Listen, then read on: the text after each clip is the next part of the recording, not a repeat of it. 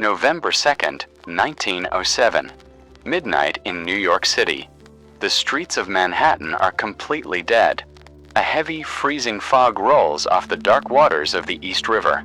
Inside a magnificent stone library on Madison Avenue, a heavy oak door suddenly slams shut. A brass key turns heavily in the lock.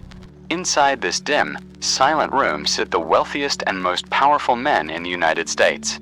They are all wrapped tightly in large, thick, modest leather overcoats. These are the men who dictate the price of steel, the routes of the railroads, and the ultimate fate of the American economy. The heavy, dark leather shields them from the biting autumn draft, but it cannot protect them from the sheer terror in the room. They are completely silent. They are trapped. John Pierpont Morgan has locked the door. He has calmly put the key in his pocket.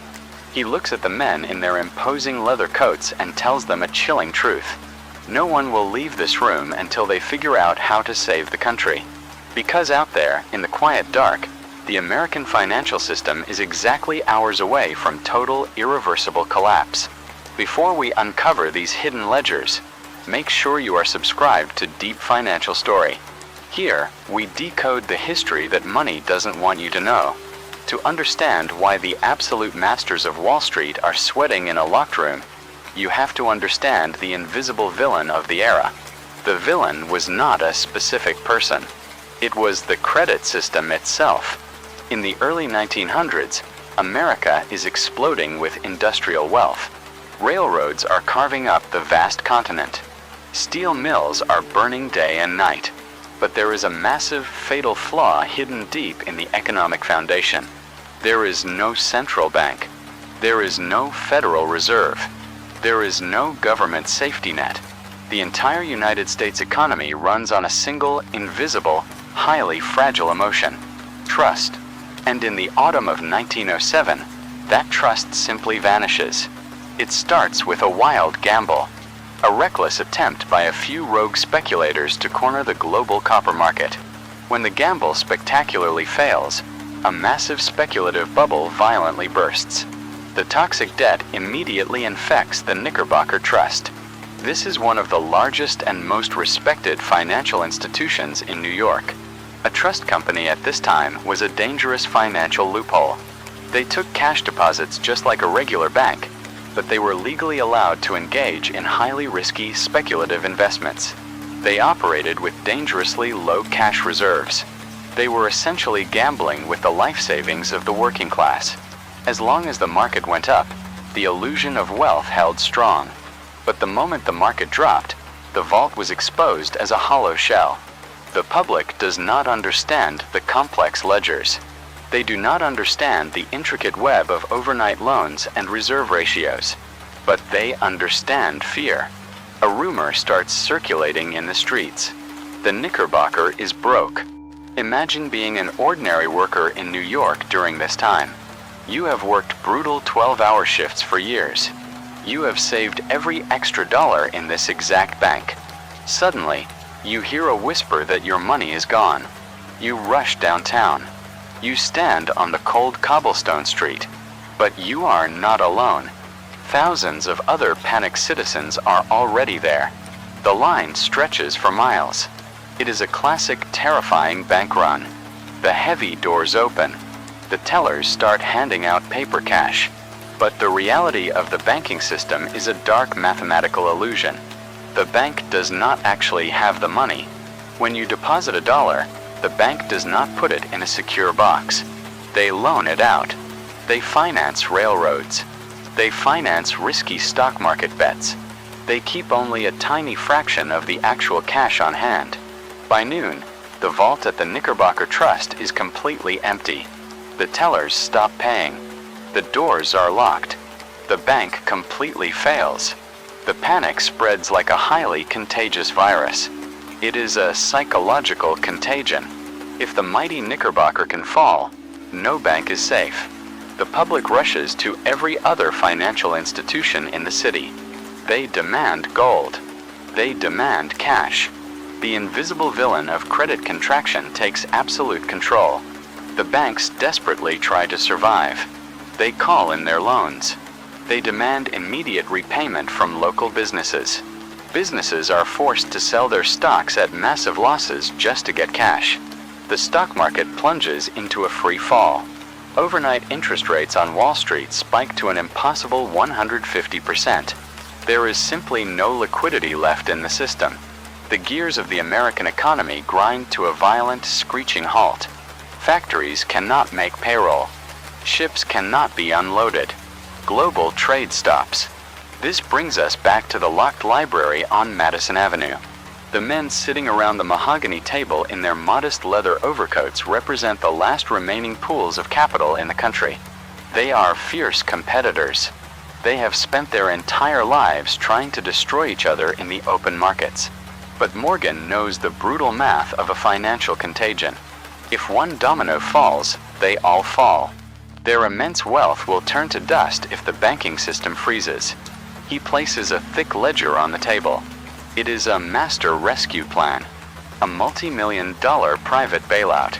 But he is not just using his own money. He is demanding that the men in this room pledge their own personal fortunes to save their weakest rivals. If they refuse, the panic will spread to their own banks by morning. The air in the room is heavy with cigar smoke and silent dread. The clock on the wall ticks loudly. It is 3 a.m. Morgan sits in a large chair, his eyes hard and unyielding in the dim light. He slides a gold pen across the table. He tells them to sign the ledger. He tells them they have absolutely no choice. The entire destiny of the nation is hanging on a single piece of paper, and the sun is about to rise over a terrified city. The clock in the silent library strikes 4 in the morning. The air is thick, stale, and completely still. The men in the heavy leather overcoats look at the single piece of paper on the mahogany table.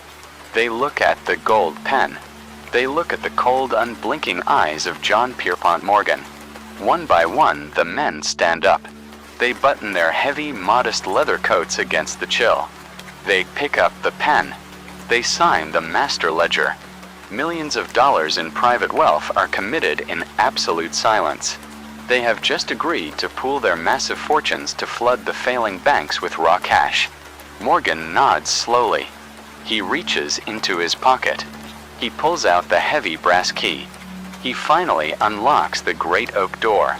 The men step out into the freezing New York dawn. The city is still completely dark, but beneath the surface, a massive invisible machine is moving. Wagons loaded with physical gold and thick stacks of paper cash roll through the empty cobblestone streets. The money is delivered straight into the vaults of the weakest banks. Hours later, the sun rises. The terrified crowds gather again. The lines stretch endlessly down the block. The working class is shivering, desperate to pull out their life savings. But this time, when the heavy bank doors open, the tellers do not flinch. They look the panicked citizens directly in the eye. They start handing out cash. Stacks and stacks of it.